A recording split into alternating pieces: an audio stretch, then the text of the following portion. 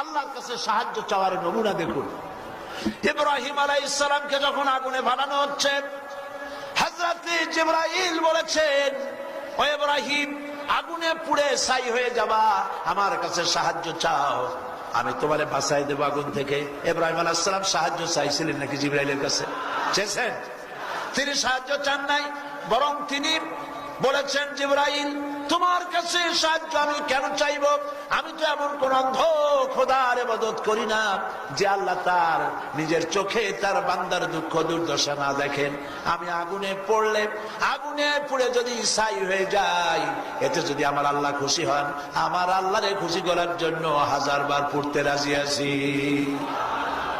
হযরত ইব্রাহিম আগুনের মধ্যে পড়তেছেন, আল্লাহ রাব্বুল আলামিন আগুনের প্রতি নোটিশ করে দিলেন, ইয়া নারু কুনি বারদাম ওয়া সালামান আলা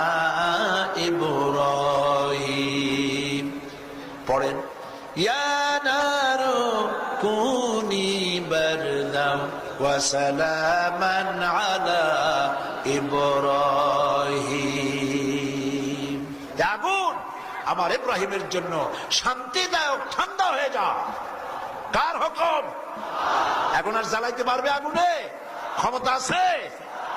হযরত ইব্রাহিম আগুনের মধ্যে পড়ে আছেন, জামা কাপড় তো দূরের কথা, গায়ের গাছা পশমও পড়ে না।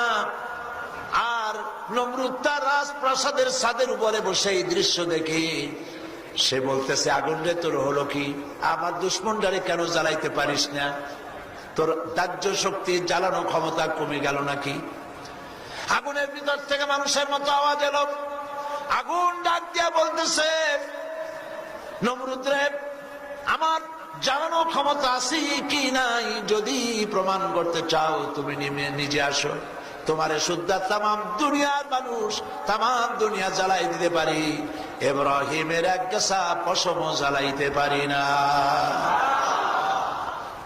বিশ্বকবি আল্লামা ইকবাল বলেছেন, আজ ভি হো জু ইব্রাহিম কা ইমাম পয়দা, আজ ভি হো জু ইব্রাহিম কা ইমাম পয়দা, আ কর সকতে হ্যায় এক আন্দাজে গুলিস্তান পয়দা।